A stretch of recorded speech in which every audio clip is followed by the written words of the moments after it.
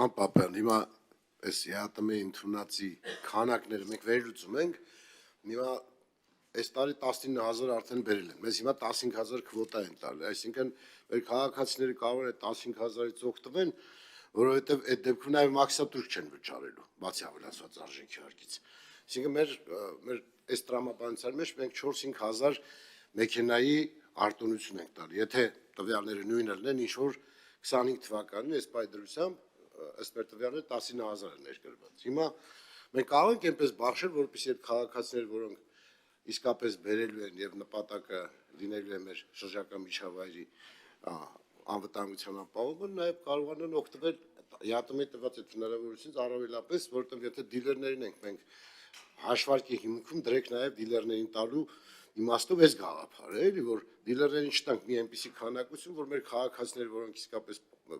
ոչ թե բիզնես են անում, այլ բերում են իրենց անձնական օգտագործման համար, ունենան հնարավորություն օգտվելու քվոտայից։ Այս իմաստով անում գործեր։ Շնորհակալ եմ։ Իմ գործընկերներն այս բարձրաբանեցին, որ խոսքը վերաբերում է ձևակերպմանը, այսինքն պետք է ձևակերպի մինչև 31-ը։ Պարոն Բագրատյան, ձեր հարցի պատասխանը նա է, որ դիլերներն էլ են մեր քաղաքացիները։ Օրինակ ես գիտեմ մի քաղաքացի, ով մեքենա չի պատվիրում, որովհետև չի վստահում, ով մեքենա չի պատվիրում ուղղակի ֆիզիկական անձից։ Ինքը ասում է, ես մեքենա եմ ընտրում մենակ դիլերից,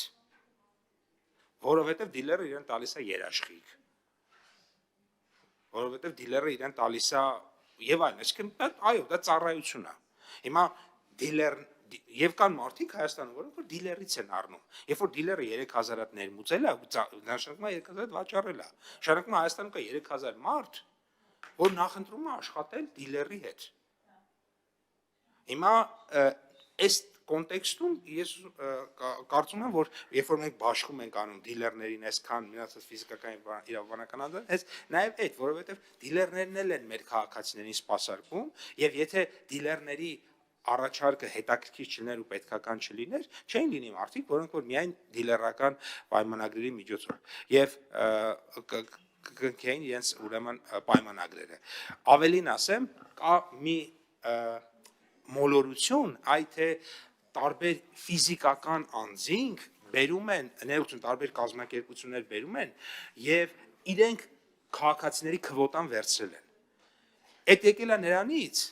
որ մեքենա պատվիրող քաղաքացիների մեծ մասը ոչ թե ինքն է ուզեցել պատվիրի, այլ գնում է որևէ իրավաբանական անձի մոտ, այդ թվում ոչ դիլեր։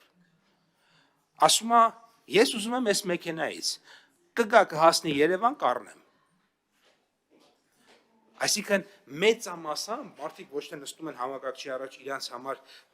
օրինակ Չինաստանից մեքենա են պատվիրում, այլ կազմակերպության միջոցով։ Եվ այդտեղից է առաջացել, թե կազմակերպությունները մարդկանց քվոտան տարան։ Կազմակերպությունները մարդկանց քվոտան չտարան, թե կազմակերպությունները դիլերները չլինեին,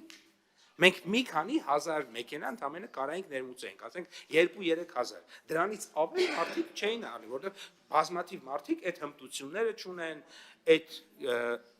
վստահությունը չունեն, լեզվի իմացության խոչընդոտ կա եւ այլն, եւ իրանք ասում են, ես պատրաստ եմ օրինակ այսքան միջնորդավճար տամ այս կազմակերպությանը,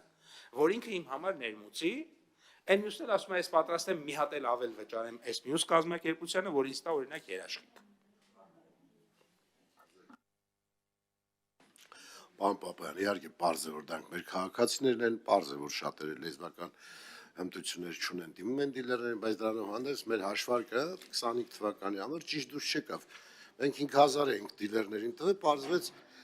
ամենայն դեպս իրենք իրենց բերած քանակը չկարողացան իրենց տրված քվոտան չիրացրեցին։ Նշանակում է մենք այդ հաշվարկի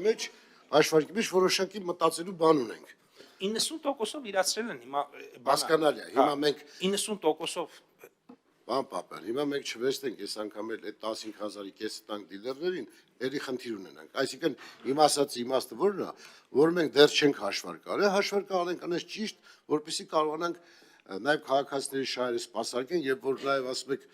որ դիլերների միջոցով են արում, այո, ով որ կարողություններ ունի, հնարավորություն մեծ է, որ 2000 կամ $1000 ավել տա, բնականաբար դա ձեռնտու է դիլերից վերցնի, բայց կան քաղաքացիներ, որ ծերով մի կերպ անում են, նրանց էլ պիտի օգնենք, էլի, որ կարողանան մատչելի գնով էլեկտրոմոբիլ ունենան։ Խնդիրը սրա մասին է, իհարկե օգնում ենք, բայց ամբողջ մեր արածը ամբողջը, մեր օգնությունն է հենց մեր քաղաքացուն։ Պատասխանը։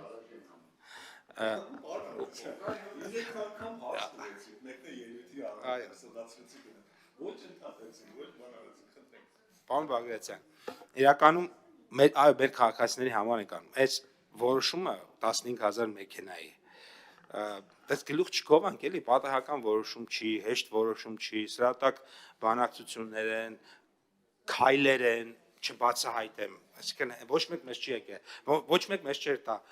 գնայինք ասենք մենք ուզում ենք 15000 մեքենա, ոչ մեկ մեզ չէր տա այդ մեքենան։ Սրանք գործողություններ են, որի արդյունքում ստացել ենք, որպեսզի մեր քաղաքացիները գոհ լինեն։ Մեր քաղաքացիները ունեն այդ Պապան, Ժորժ, ես ես խնդրում եմ բան չանեք, դուք ավելի բարձր եք, ոնց որ դիտման բանեք։ Հիմա մեր դիլերները, տեսեք, իրականում մենք կարանք ասենք 100% ճշգրտություն ենք ունեցել։ Ընթացքում բան է փոխվել։ Ռուսաստանում ասենք օրինակ այդ ուտիլի օրենքն է ընդունվել, որը բերել է նրան, որ հերթեր են առաջացել Ղազախստանում, այսինքն բոլոր ուզեցել են բերեն մինչև հունվարի 1-ից ուտիլի օրենքը խստանում է, այդ բերել է նրան, որ հերթեր է առաջացել, հիմա այս մարդիկ 3000 մեքենա պատվիրել են։ 3000 պատվիրել են, ուղիղ 100%-անոց արդյունք է լինելու, բայց ճանապարհին է մնացել, չեն հասցնի բերեին։ Շնորհակալություն։ Այդտեղ մենակ մի խնդրանք, պարոն Պապյան, քանի որ այդ որ մասն է դիլերներին է, որ մասը ֆիզիկական անձանց է, այդ մասով մեզ անգամ այս գործող արտոնության հետ կապված շատ են հարցեր տալիս։ Ես կարծում եմ, օրինակ շատ լավ կլինի, եթե